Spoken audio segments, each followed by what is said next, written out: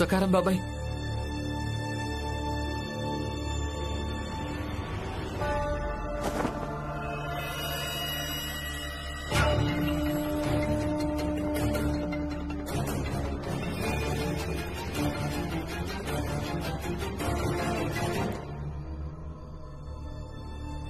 బాబాయ్ చూపించండి. ఎవరు బాటిల్తో తను పారిపోయాడు.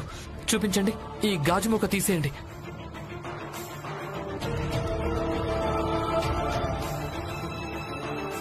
మెల్లిగా.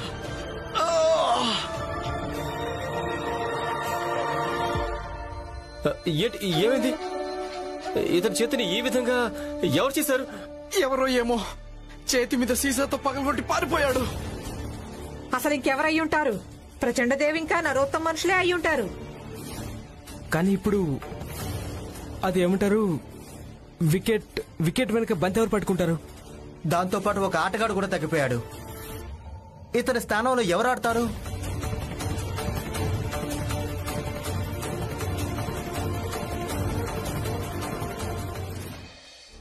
ఇతనికి బదులుగా ఎవరు ఆడతారు? మీరు భీమ్కు పోరాడడం నేర్పించినప్పుడు ఇప్పుడు తనను పోరాడనివ్వండి. ఇక ఈ విషయంలో గర్వపడండి. మీ కొడుకు ఏదో ఒక ఆఫీసులో కూర్చుని మీలాగా ఎవ్వరికీ ఈ మాట చెప్పడు. నేను సామాజిక అసమానతలకు వ్యతిరేకంగా మాట్లాడాలనుకున్నాను, కాని నన్ను నేను అసహాయుడిగా, ఒంటరిగా భావించాను అని. నేను ఆడతాను.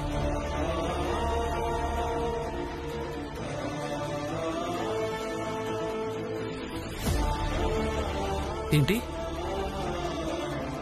నేను వికెట్ కీపింగ్ చేస్తాను. ఒకవేళ భీమ్ ఇష్టపడితేనే.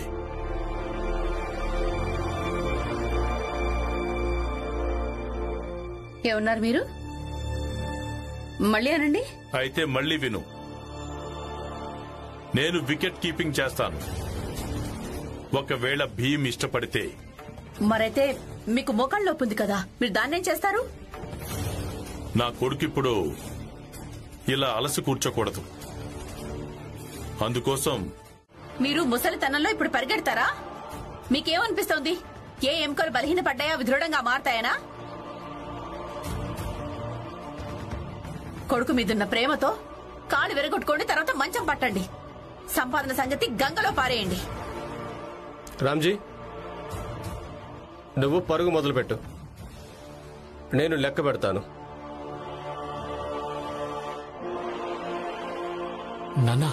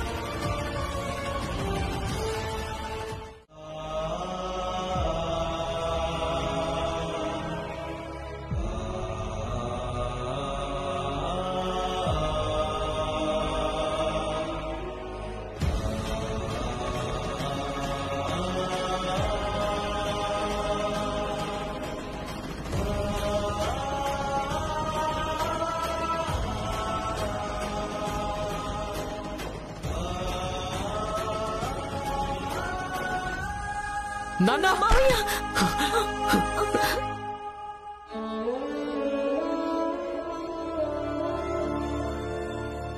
భీమ్, నేను పాస్ అయిపోయాను. వికెట్ కీపర్ గా ఆడడం కోసం. అవునా? మీరు చేసి చూపించారు. మీరు గెలిచారు నాన్న.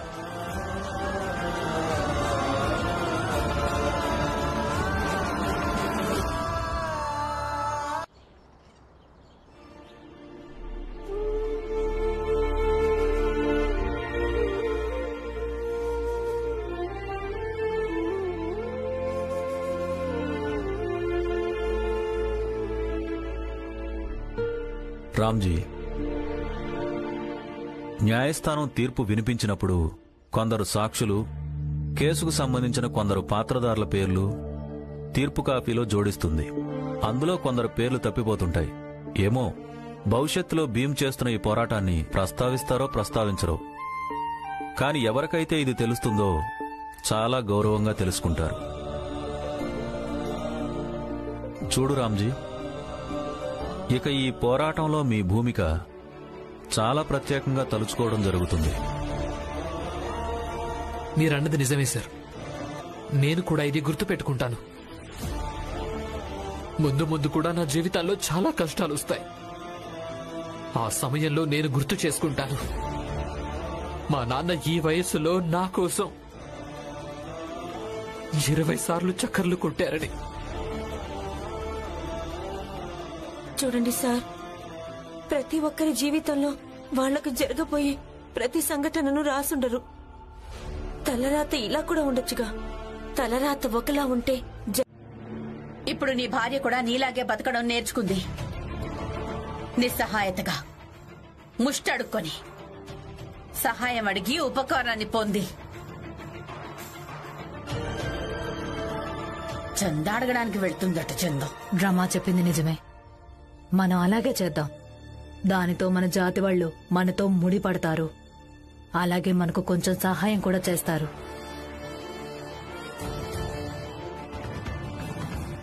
అక్క, మీరు పనికెళ్ళండి. నేను చందా అడగడానికి వెళ్తాను. అలాగే మీరు కూడా ఆఫీస్కి వెళ్ళండి. రమా, నేను కూడా నీతో పాటు వస్తాను. వద్దుదలే అమ్మా, నువ్వు ఇక్కడే ఉండు. ఇక మోకాళ్ళ కట్టుకుంటారు కదా, అవి తయారు చెయ్యి. చందా అడగడానికి నేను రమ వెంట వెళ్తాను. సరే. నాన్న, మీరు లోపల విశ్రాంతి తీసుకోండి.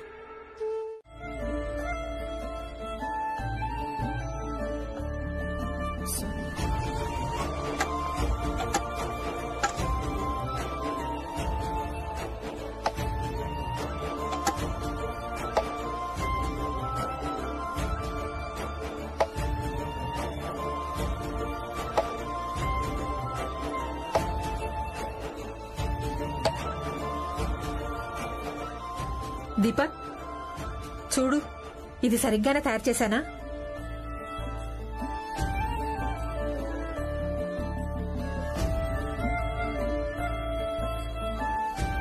చూస్తుంటే తయారైందనిపిస్తోంది.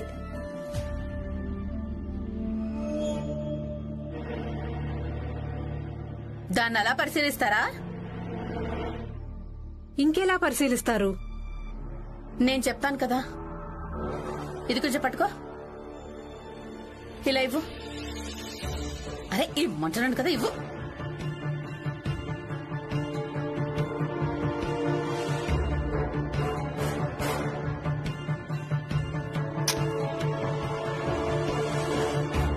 ఇదిగో, ఇదా చేసింది.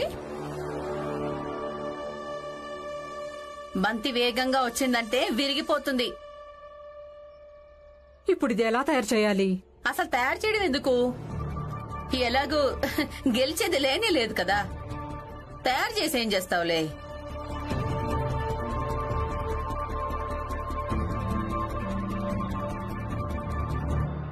దలియమ్మ, మీరొక పని చేయండి. ఈ కర్రల బదులు వెదురు కర్రను ఉపయోగించు. దాంతో ఇది దృఢంగా తయారవుతుంది. ఒకవేళ దానికి మీరు గుడ్డు కూడా చుట్టారంటే ఆడుతున్నప్పుడు బంతి తగిలినా కూడా పెద్దగా దెబ్బ తగలదు. అవును దలియమ్మ, అత్తయ్య గారు చెప్పింది నిజమే. మీరు ఒకసారి మళ్ళీ ప్రయత్నించండి. అలాగే ఈసారి బాగా తయారు చేయండి. అవును, అలాగే చేస్తాను. నేను వెదురు ఇంకా గుడ్డ ఏర్పాటు చేస్తాను. పద.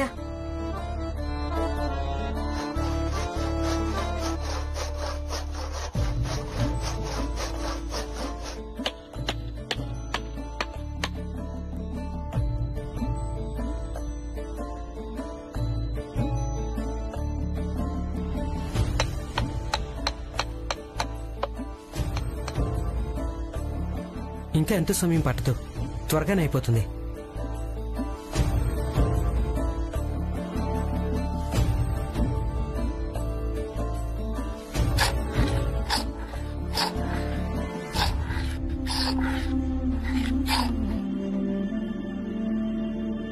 ఏమైంది నాన్న? మిస్టర్ హితేష్ అన్నా, ఆగో.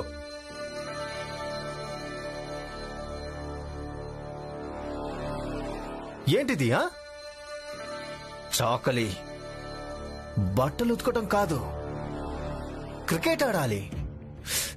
ఇది కోతి చేతికి కొబ్బరి చిప్ప దొరికినట్టు అయ్యింది భీమరావ్. ఇప్పుడు ఒక మురికి శుభ్రం చేసి బట్టలు ఉతుక్కునే వాడి చేతికి క్రికెట్ బ్యాట్ ఇస్తే వాడు ఆటగాడైపోడు కదా. జోగు బాబాయ్, నాకు తెలిసి బ్యాట్ అలా కాదు ఇలా పట్టుకోవాలి. ఎందుకు నేను ఇలాగే పట్టుకుంటాను, నన్ను మూసుకో. జోకు, బ్యాట్ అలా పట్టుకుని ఆడలేవు, ఇలా అయితే ఆడలేవు. ఎందుకు ఆడలేను? నా జీవితం అంతా గడిచిపోయింది ఇలా పట్టుకుని బట్టలు ఉతకడంలోనే. అలాగే నేను బంతిని ఉతుకుతాను. ఏ హితేష్ అన్నా, నువ్వు బంతిని ఇసురు. ఆగో, నోరు మూసుకో. బట్టలు అలాగే క్రికెట్ కి తేడా ఏంటో నీకు అర్థం కావడం లేదా మూర్ఖుడా? జోగు బాబాయ్, మీరు పట్టకండి. బ్యాట్ ఎలా పట్టుకోవాలో అలాగే పట్టుకోండి. రే, నువ్వు నోరు మూసుకో. శాంతించండి. వాదించాల్సిన అవసరమేం లేదు. బాబాయ్, నాకేమనిపిస్తోందంటే బ్యాట్ ఎలా పట్టుకుంటావో దాంతో ఎలాంటి తేడా ఉండదనిపిస్తోంది. ఆట ఎలా ఆడాలో అదే ముఖ్యమైంది. మీకు బ్యాట్ ఎలా పట్టుకోవాలంటే అలాగే పట్టుకోండి, కానీ ఆడండి. ఇక మొదలు పెడదాం. 1 2 3 4 5 6 7 ఇంకా నన్ను కలిపితే 8. భీమన్నయ్య, ఇప్పటికీ 3 ఆటగాళ్లు తక్కువయ్యారు. దీపక్ చెప్పింది నిజమే భీమ్. మనం మరో 3 ఆటగాళ్ళని వెతకాల్సి ఉంటుంది. కానీ ఎప్పుడు? ఎల్లుండి మ్యాచ్ ఉంది కదా. ఇదిగో భీమ్, దుకాణానికి వెళ్ళు. 3 ఆటగాళ్ళు నిలబడి నీకోసం ఎదురు చూస్తున్నారు, వెళ్లి తీసుకొచ్చుకో. ఎవ్వరూ రాలేరు. అయినా ఎవరైనా ఎందుకొస్తారు? ఈ పెద్ద జాతి వాళ్లతో ఎవరూ ఆపదలు కొని తెచ్చుకోరు కదా. ఇక నీ క్రికెట్ ఆట ఉంది, అది పూర్తయిపోని ఆ తర్వాత చూడు ఆ పెద్ద జాతి వాళ్ళు నీ మీద ఎలా ప్రతీకారం తీర్చుకుంటారో. జిజాబాయ్, నువ్వు ప్రతిసారి నీ రక్తాన్ని ఎందుకు మరిగించుకుంటావు? 3 ఆటగాళ్ళు వచ్చేస్తారు, మేం చూసుకుంటాం. మేం చూసుకుంటాం. ప్రతిసారి మేం చూసుకుంటాం. ఏదైనా మేం చూసుకుంటాం. ఏం చూసుకుంటారు? ఇప్పుడు చూసుకునే సమయం కాదు, ఏదైనా చేసి చూపించే సమయం. బస్తీ వాళ్ళు పూర్తిగా ఎవరు ఆడటమే లేదు. ఇక బయట నుంచి ఆటగాళ్ళు వస్తారట. నువ్వన్నది నిజమే జీజాబాయ్. మన బస్తీలో ఉన్న వాళ్ళందరూ ఆడ్డానికి ఎక్కడ సిద్ధంగా ఉన్నారని? ఇల్లు మనందరిదే, ఈ పోరాటం కూడా మనందరిదే. అంటే మనందరం ఒక్కటైపోయి ఆడాల్సి ఉంటుంది. మీరన్నది నిజమే నందు, మనోహర్. మీరు కూడా ఆడడం మంచిది. ఇది మన ఇంటి పరువుకి సంబంధించింది, మనందరి గౌరవ మర్యాదలకు సంబంధించిన విషయం.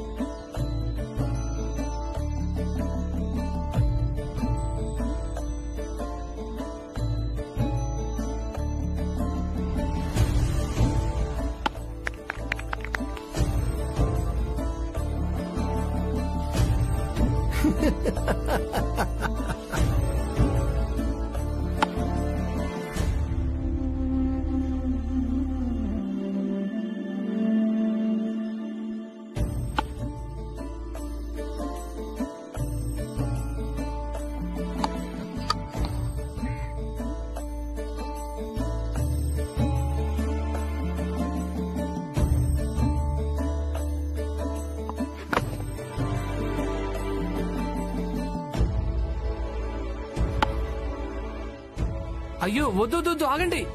బాబాయ్, అక్కడ ఎవరున్నారు వాళ్లే పరిగెత్తాలి. ఇక్కడ ఉన్న వాళ్ళు అక్కడికి వెళ్ళకూడదు. అందరూ ఒకే వైపు పరిగెత్తకూడదు. అందరూ వచ్చేయండి, రండి.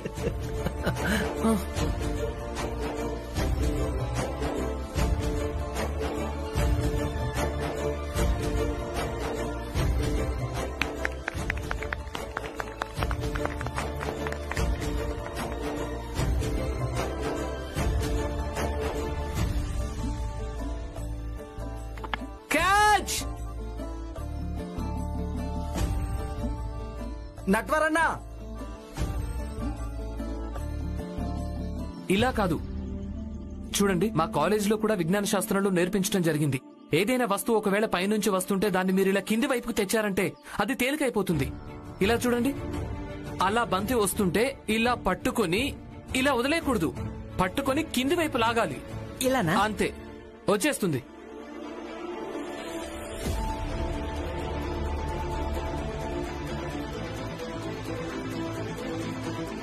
క్యాచ్!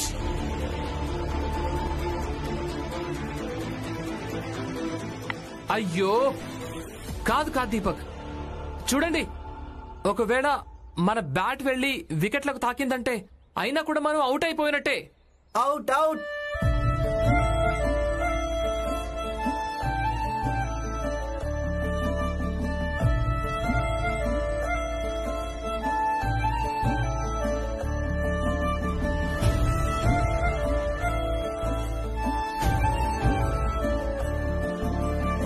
ఈ బాల ఇంతవరకు రాలేదేంటి? తనకు 11వ ఆటగాడు దొరికాడు లేదో.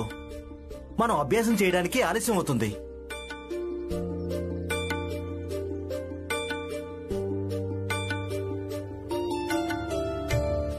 భీమ్, పొద్దున్నుంచి అన్ని చోట్ల వెతికాను, కానీ 11వ ఆటగాడు ఎక్కడా దొరకలేదు.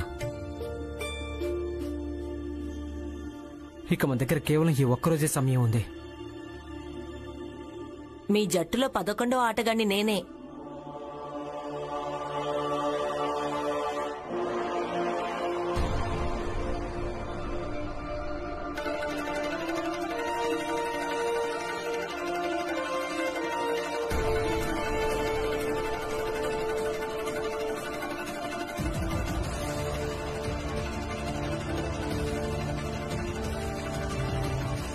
ఎవరు నువ్వు?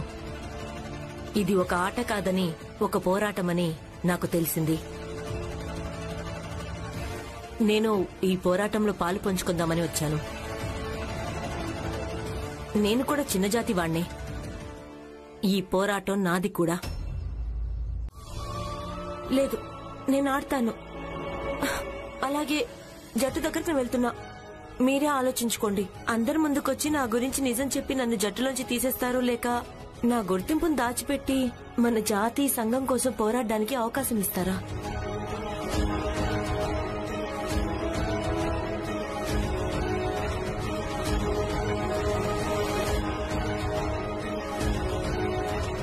భీమన్నయ్య ఇంతవరకు రాలేదు. ఇప్పుడు ఆ ఆటగాడి ఇల్లు ఎక్కడుందో ఏమో. అలాగే ఈ భీమ్ ఎప్పుడు తిరిగి వస్తాడో. ఆ లోపు మనందరం అభ్యాసం మొదలు పెడతాం, సరేనా?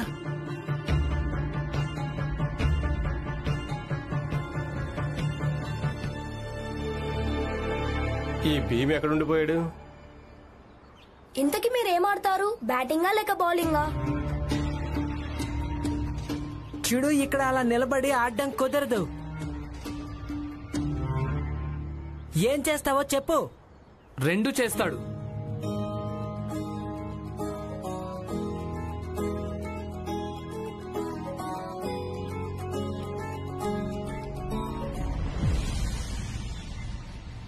బౌలింగ్ కూడా చేస్తాడు, అలాగే బ్యాటింగ్ కూడా. అవును భీమ్రావ్, తన కుటుంబ సభ్యులను కలిశావా? తన పేరేంటి? రాము. మరి తను ఎక్కడుంటాడు? మాటుంగా. మన జాతికి చెందినవాడే. బహుశా బాగా ఆడతాడేమో. పదండి, ఇప్పటికే చాలా ఆలస్యమైంది. పదండి పదండి పదండి. రాము, నువ్వు అక్కడికెళ్ళి నిలబడు. చెప్పేది విను. ఎక్కువగా అస్సలు మాట్లాడొద్దు. ఒకవేళ ఎవరైనా గుర్తుపట్టారు అంటే ఏమవుతుందో ఏంటో. నాన్నెప్పటికీ నిన్ను ఆడనివ్వరు. నన్ను ఇంతగా అర్థం చేసుకున్నందుకు మీకు చాలా చాలా ధన్యవాదాలు.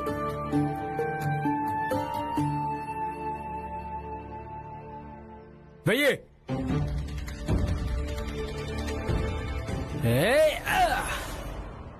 జోకు బాబాయ్, అంత కోపం తెచ్చుకోకండి. ఈ ఆటలో అన్నింటికంటే ఎక్కువ శాంతంగా మెదడు ఇంకా మనసు ఉండటం మంచిది. శాంతితో ఆడండి. అలాగే భీమ్, ఈసారి నేను పొరపాటు చేయను. వెయ్యి.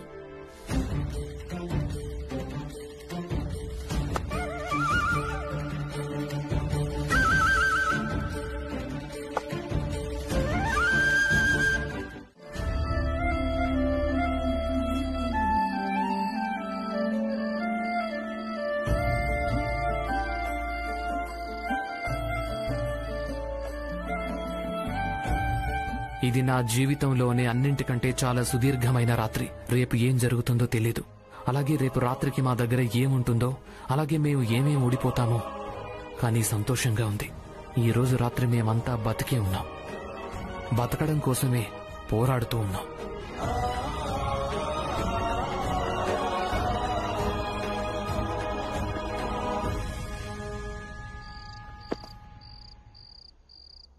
చూడండి,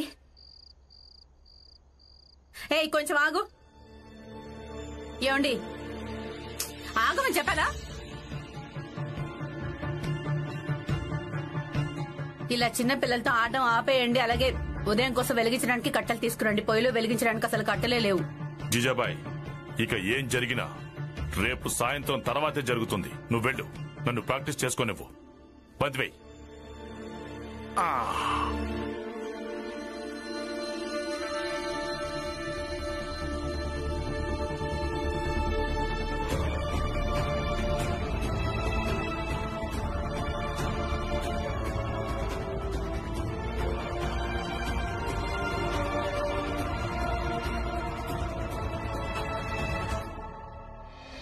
ఇంట్లో ఉన్న వాళ్ళందరూ బహుశా ఈరోజు మొదటిసారి రాత్రి దీన్ని అంగీకరించి ప్రశాంతంగా కూర్చోలేదు. వాళ్లు కూడా చిన్నజాతి వాళ్లం, మా బతుకులు మారవు అని. ఎలా ఉందో అదంతా తలరాత అని. నిజానికి ఈరోజు అందరి మనస్సుల్లోనూ ఒక ఆసక్తి ఉంది. రేపటి పోరాటం కోసం అందరూ అశాంతిగా ఉన్నారు. ఈరోజు మొదటిసారి బస్తీలోని వాళ్లందరూ తమ అదృష్టంతో పోరాడి ఒక ఉన్నతమైన ఉదయాన్ని తీసుకురావడం కోసం ప్రయత్నం చేస్తూ కనిపిస్తున్నారు. ఇక ఇలాంటి ప్రయత్నాలే మా దశలో, అలాగే మా దిశలో ఒక కొత్త మార్పుని తీసుకురాగలవు.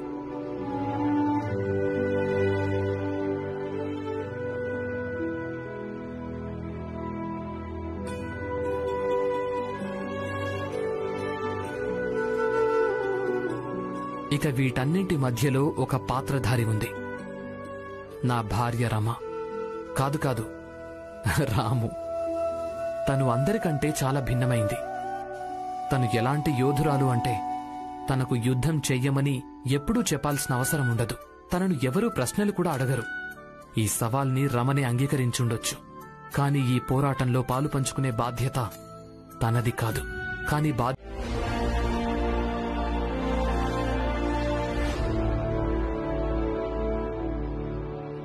చూడు బాబు, ఈ కోటు తరచుగా నేను నీకు ఎప్పుడెప్పుడు తొడిగించానంటే నువ్వు చదువుకోవడం కోసం ఇంట్లోంచి బయటికి వెళ్తున్నప్పుడు.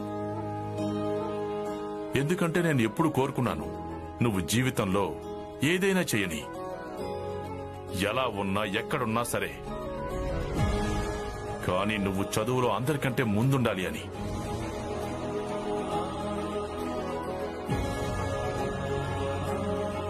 ఈ రోజు నేను ఇది కూడా కోరుకుంటున్నాను, నువ్వు ఆటల మైదానంలో కూడా అందరికంటే ముందుండాలని.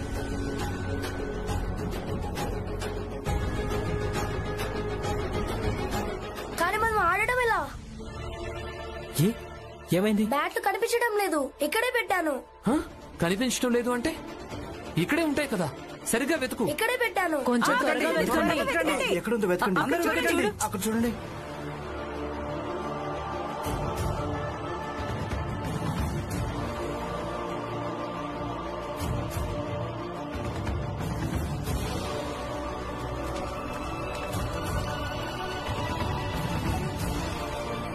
ఏమైపోయింది? ఇక్కడ చూసారా? దొరికిందా రమా? బ్యాట్ దొరికిందా? దొరకలేదు.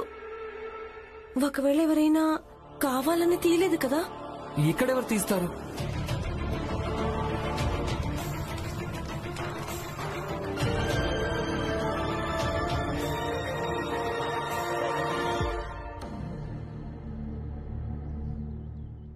హితేష్ బాబాయ్, నాకు నిజం చెప్పండి, బ్యాట్ ఎక్కడుంది? అరే నాకేం తెలుసు, నేను అసలు చూడనే లేదు. నువ్వు నన్నే అడుగుతున్నావా? చూడండి హితేష్ బాబాయ్, మీరు తప్ప ఇలాంటి పనులు ఎవరూ చేయలేరు. అరే అసలు నువ్వేమంటున్నావు? బాలా, ఎందుకు? ఇంకెవరో ఎందుకు చేయలేరు అంటే నీ ఉద్దేశం ఏంటి? అంటే ఏంటంటే మీరు ఛాయ్ అడిగినప్పుడు బహుశా అప్పటిది మర్చిపోయినట్టున్నారు. పొయ్యి వెలిగించడానికి అసలు కట్టెలే లేవు అన్న సంగతి మీకు నేను రాత్రే చెప్పాను కదా. నేను బ్యాట్లు కాల్చి చాయ్ మరిగిస్తున్నాను.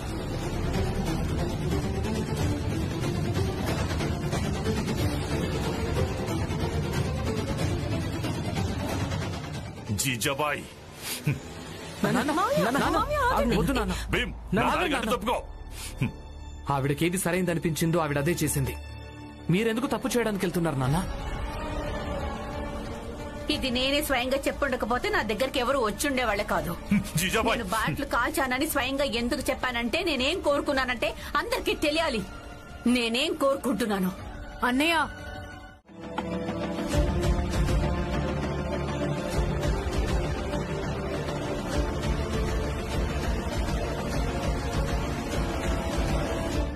మొదటి బంతికి నరోత్తం 2 రన్లు చేశాడు.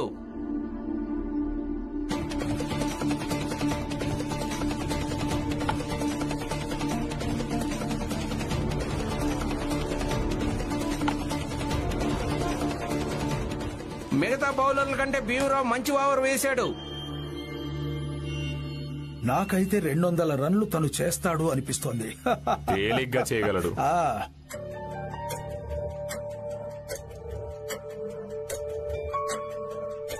రాము, ఇలారా. చూడరమ్మా, బౌలింగ్ బాగా వేయాలి. అలాగే. ఎంత వేగంగా వేయగలవో అంత వేగంగా వేయి. ఆ భీమరావు ఖచ్చితంగా ఎప్పటిలాగే వాడికి కూడా ఉపన్యాసాలు ఇస్తూ ఉంటాడు. వికెట్ల మధ్యలో వేయడానికి ప్రయత్నం చేశారేనా?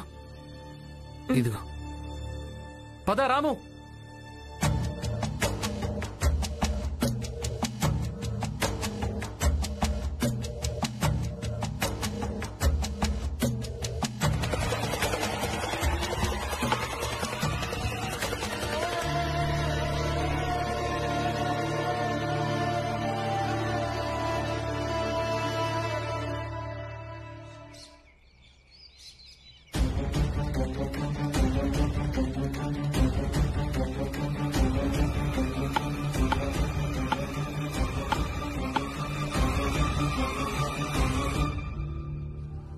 ఏడో ఓవర్ ముగిసేసరికి అయినటువంటి స్కోర్ 52 రన్లు.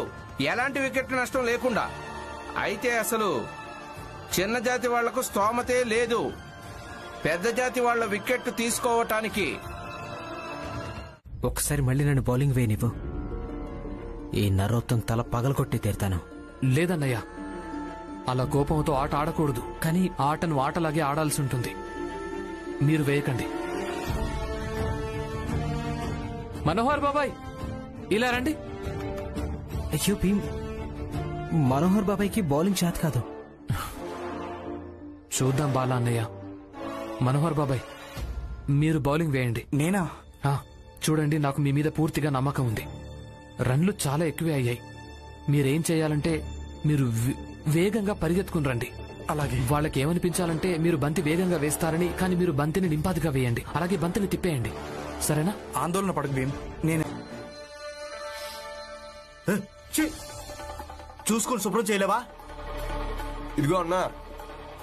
మీరా? నమస్కారం అన్నా. నమస్కారం. ఇంత హడావుడిగా ఎక్కడికి వెళ్తున్నారు? పెద్ద జాతి ఇంకా చిన్న జాతి వాళ్ళ మధ్య క్రికెట్ పోటీలు జరుగుతున్నాయన్నా. చూడడానికి వస్తారా? అరే ఎందుకు రాను? మన పెద్ద జాతి వాళ్ళందరూ చిన్న జాతి వాళ్ళని ఎలా మట్టి కల్పిస్తున్నారో చూస్తాను. అయితే పద మరి చూద్దాం, బాగుంటుంది. పద. నేను కూడా వెళ్తాను చూడ్డానికి. ఏం చూడడానికి వెళ్తావు బాబు? పెద్ద జాతి వాళ్ళతో మనకు పోటీయా చెప్పు. మన జాతి వాళ్ళు ఎలాగో ఓడిపోతారు కదా. మన జాతి ఓడిపోయినా సరే, కానీ మొదటిసారి పెద్ద జాతి వాళ్లకు సవాలు విసరడానికి నిలబడింది. నువ్వు చెప్పింది కూడా నిజమే. పద, నేను కూడా చూడడానికి వస్తాను. పద.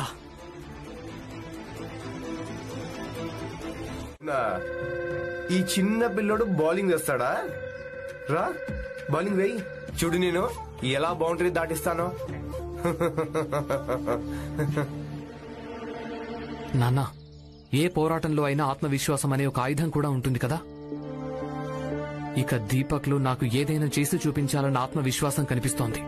ఒకసారి వీడికి బౌలింగ్ ఇచ్చి చూద్దాం, ఏం చేస్తాడో చూద్దాం. ఇదిగో వెళ్ళు. అయ్యో ఇదేంటి? బస్తీ వాళ్ల తరపు నుంచి బౌలింగ్ వేయడానికి ఒక పిల్లాడొచ్చాడు. పెద్దవాళ్లను బాధేశారని వాళ్ళు ఒక పిల్లాడిని బౌలింగ్ వేయడానికి ముందుకు తోశారు. చూద్దాం ఇప్పుడు ఈ పిల్లాడు వాళ్ళ ఇంటిని ఎలా కాపాడుకుంటాడో. గుడ్డులోంచి బయట పడనే లేదు. భీమరావు ఇంత పెద్ద బాధ్యతను ఈ పిల్లాడికి ఇచ్చేశాడు. ఏంటి భీమ్, ఇప్పుడు ఈ పిల్లోడు నన్ను అవుట్ చేస్తాడా? రారా, మొదటి వాళ్ళకి సిక్సర్ కొడతాను.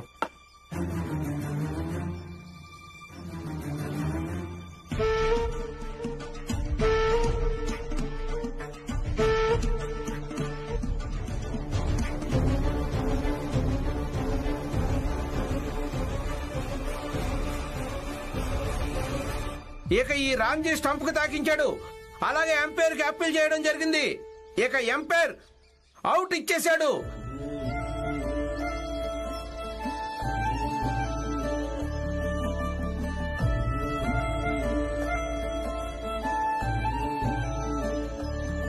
ఇక ఇది నరోత్తం టీంలో 3వ వికెట్ పడిపోయింది.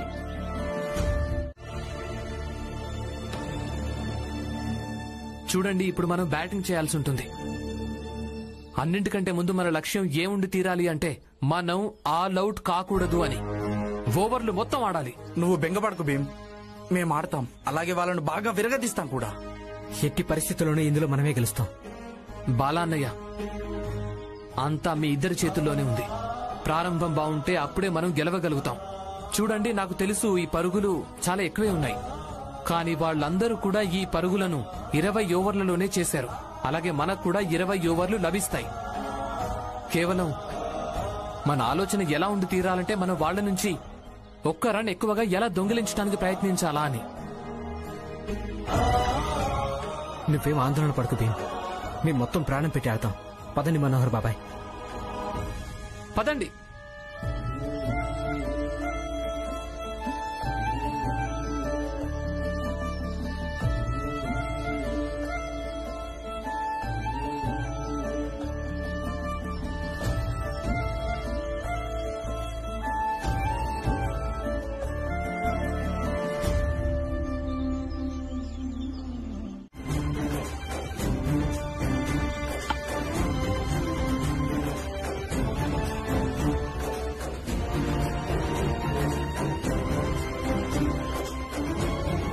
ఇక నరోత్తం జోషి బంతిని వేస్తున్నాడు నట్వర్క్, కానీ నట్వర్క్ బాల్ ను చూసుకోలేకపోయాడు. ఇక ఇది క్లీన్ బౌల్.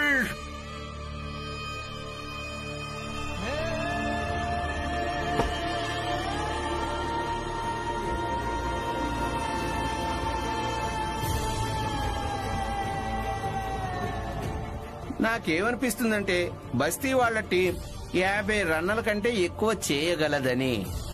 దీపక్ వెళ్ళు. దీపక్ భీమ్, దీపక్ చిన్నపిల్లాడు. భీమ్, నేనేమంటున్నానంటే దీపక్ ను ఉండనివ్వు, నేను వెళ్తాను.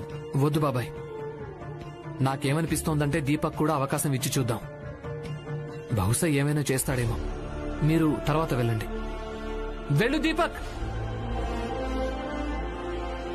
ఏ దీపక్, నువ్వు చేయగలవు. నువ్వు చేయగలవు దీపక్. ఇక ఇప్పుడు బ్యాటింగ్ చేయడానికి వస్తున్నాడు. ఓ, ఒక చిన్నారి పసి పిల్లవాడు. తన పేరు దీపక్. అయ్యో, ఆ పిల్లాడు ప్యాడ్ కట్టుకుని నడవలేకపోతున్నాడు. ఇక తన రన్ కోసం ఏం పరిగెత్తుతాడు? నువ్వు చేయగలవు, సరేనా? నాకు ఒక్క రన్ చేసివ్వు. అవుట్ అవ్వాలి, వెయ్యి. ఇక నరోత్తం జోషి సిద్ధంగా ఉన్నాడు దీపక్ బౌలింగ్ వేయడానికి. నరోత్తం జోషి పరిగెత్తాడు, ఆయన బాల్ వేశాడు. ఇక ఇది క్లీన్ బౌల్డ్.